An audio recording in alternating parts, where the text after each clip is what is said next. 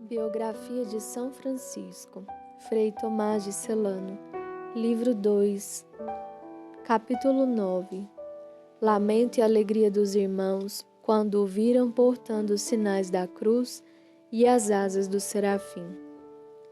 Por esta razão, deu-se a afluência de muitas pessoas que louvavam a Deus e diziam: Louvado e bendito sois vós, Senhor nosso Deus, que confiastes a nós, indignos, tão precioso depósito. Louvor e glória a vós, Trindade inefável. Aos bandos, toda a cidade de Assis se precipita, e toda a região se apressa para ver as maravilhas de Deus, as quais o Senhor da Majestade mostrara gloriosamente em seu santo servo. E cada um cantava um cântico de alegria como o júbilo do coração lhe sugeria, e todos bendiziam a onipotência do Salvador pelo seu desejo cumprido. Entretanto, privados de tão grande Pai, os filhos lamentavam e mostravam com lágrimas e suspiros o piedoso afeto do coração. Mas uma alegria inaudita temperava a tristeza, e a novidade do milagre levava as mentes deles a enorme estupefação. Transformou-se o luto em cântico e o pranto em júbilo, pois nunca haviam ouvido dizer, nem haviam lido em escritos o que lhes era mostrado aos olhos. Também mal teriam podido ser convencidos disto, se não fosse comprovado por tão evidente testemunho. Na verdade, sobressaía nele a forma da cruz e da paixão do Cordeiro Imaculado, que lavou os crimes do mundo. Ele parecia como que recentemente deposto da cruz, tendo as mãos e os pés atravessados por cravos e o lado direito como que ferido por uma lança. Contemplavam, pois, a carne dele, que antes era escura, a brilhar com grande candura e a anunciar por sua beleza o prêmio da bem-aventurada ressurreição. Viam, enfim, o rosto dele como um rosto de anjo, como se vivesse, não como se estivesse morto, e os demais membros dele convertidos na maciez e flexibilidade de uma criança. Não se contraíram os nervos dele, como se costumam os dos mortos, não se endureceu a pele, não se tornaram rígidos os membros, mas flexíveis de cá para lá, segundo o modo como eram colocados. E ao resplandecer com tão admirável beleza diante de todos que o viam, e ao tornar-se mais cândida a sua carne, era admirável ver no meio de suas mãos e pés, não as perfurações dos cravos, mas os próprios cravos formados pela sua carne, mantendo-se a negritude do ferro e o lado direito avermelhado de sangue. Os sinais do martírio não incutiam horror às mentes dos que contemplavam, mas conferiam muita beleza e graça, como costumam no pavimento branco as pedrinhas negras. Acorriam os irmãos e filhos e, chorando, beijavam as mãos e os pés do piedoso Pai que os deixava, bem como o lado direito, em cuja chaga se fazia a célebre memória daquele que, derramando naquele lugar ao mesmo tempo sangue e água, reconciliou o mundo com o Pai. Qualquer um do povo acreditava que lhe era concedido o maior presente, se era admitido não só a beijar, mas também a ver os sagrados estigmas de Jesus Cristo, os quais São Francisco trazia em seu corpo. Quem, pois, ao ver estas coisas, estaria inclinado ao pranto e não à alegria? E se chorasse, não fizesse mais por alegria do que pela dor? Quem teria peito de ferro de modo a não se mover ao gemido? Quem teria coração de pedra de modo a não se abrir à compulsão, a não se inflamar ao amor divino, a não se munir de boa vontade? Quem, tão duro e tão insensível que não reconhecesse, com a manifestação desta verdade, que este santo, como que honrado por especial dom na terra, assim devia ser engrandecido com inefável glória nos céus? Ó dom singular e sinal de privilégio do amor, o fato de o cavaleiro ser adornado com as mesmas armas da glória que por sua excelentíssima dignidade só convém ao rei. Ó milagre digno de memória eterna e sacramento digno de ser recordado com a mais admirável reverência e sem qualquer interrupção, sacramento que torna novamente presente com testemunho ocular aquele mistério em que o sangue do Cordeiro Imaculado, jorrando copiosamente das 5 chagas, lavou os crimes do mundo. Ó sublime beleza da cruz vivificante, que dá vida aos mortos, cujo peso oprime tão suavemente e punge tão docemente, que nela o corpo morto revive, o espírito enfermo se robustece.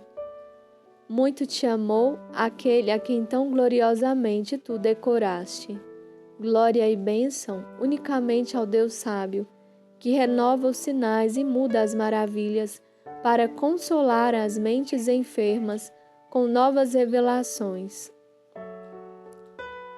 E para que, por meio da admirável obra das coisas visíveis, os corações deles sejam arrebatados ao amor das realidades invisíveis. Ó maravilhosa e amável disposição de Deus, que para que nenhuma suspeição pudesse originar-se a respeito da novidade do milagre, primeiro mostra misericordiosamente naquele que proviera do céu, o que pouco depois seria admiravelmente realizado naquele que morava na terra. E de fato, o verdadeiro Pai das misericórdias quis indicar quão grande prêmio merece aquele que se esforçara por amá-lo de todo o coração, tanto que está colocado na mais alta ordem, acima dos espíritos celestes, mais próxima dele.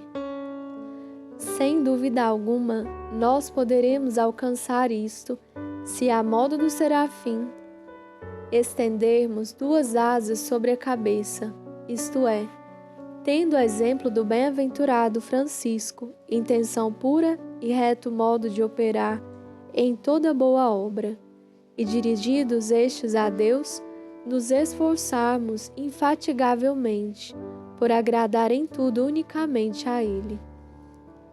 Elas se juntam necessariamente para velar a cabeça, porque o Pai das luzes absolutamente não aceitará a retidão da obra sem a pureza de intenção. Todo o teu corpo estará na luz. Se, porém, for mau, todo o teu corpo estará nas trevas, pois o olho puro não é o que não vê o que deve ser visto, por faltar-lhe o conhecimento da verdade, ou o que contempla o que não deverá ser visto, por não ter intenção pura. No primeiro caso, uma mente esclarecida não julgará puro, mas cego. No segundo, julgará mal.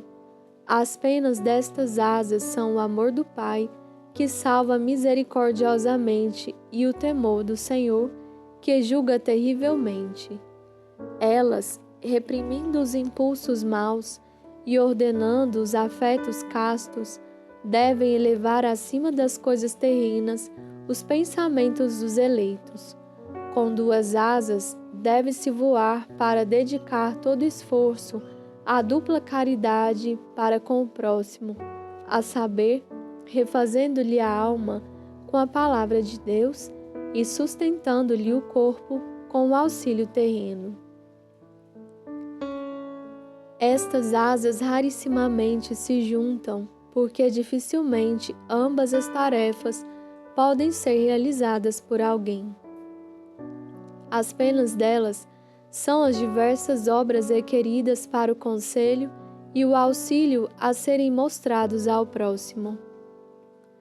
Finalmente, com 2 asas deve-se cobrir o corpo, despido de merecimentos, o que então se realiza regularmente, quando ele se reveste da inocência da contrição e da confissão, todas as vezes que for desnudado por intervenção do pecado. As penas destas asas são os diversos afetos que nascem da execração dos pecados e do desejo da justiça. O Beatíssimo Pai Francisco, que teve a imagem e forma do serafim, realizou tudo isto da maneira mais perfeita e, perseverando na cruz, mereceu voar até ao grau dos espíritos sublimes, pois, tanto quanto podia, sempre esteve na cruz, não se esquivando de nenhum trabalho ou dor para cumprir a vontade do Senhor em si e com relação a si. Além disso, os irmãos que conviveram com ele sabiam quão cotidiana e contínua fora na boca dele a conversa sobre Jesus, quão doce e suave a sua maneira de falar e quão benigna e cheia de amor a maneira de conversar sobre ele. A boca falava da profusão do coração e a fonte de amor iluminado, enchendo todas as entranhas dele, jorrava para fora. Realmente ele tinha muitas coisas com Jesus. Sempre trazia Jesus no coração, Jesus na boca, Jesus nos ouvidos, Jesus nos olhos, Jesus nas mãos, Jesus nos demais membros. Quantas vezes, quando se sentava para o almoço, ao ouvir ou nomear ou pensar em Jesus, se esqueceu do alimento corporal e, como se lê sobre um santo, olhando não via e ouvindo não percebia. Muitas vezes também, quando ia pelo caminho, meditando e exaltando Jesus, se esquecia do caminho e convidava todas as criaturas ao louvor de Jesus. E porque sempre trazia com admirável amor e conservava em seu coração o Cristo Jesus e Jesus crucificado, por esta razão foi marcado com seu sinal de maneira mais gloriosa do que os demais. Em êxtase, ele o contemplava na glória indizível e incompreensível, sentado à direita do Pai, com quem o Filho do Altíssimo, semelhantemente Altíssimo, na unidade do Espírito Santo, vive e reina, vence e impera. Deus, eternamente glorioso, por todos os séculos dos séculos. Amém. São Francisco e Santa Clara, rogai por nós. Com vosso Filho, ó Mãe Pia, abençoai-nos, ó Virgem Maria.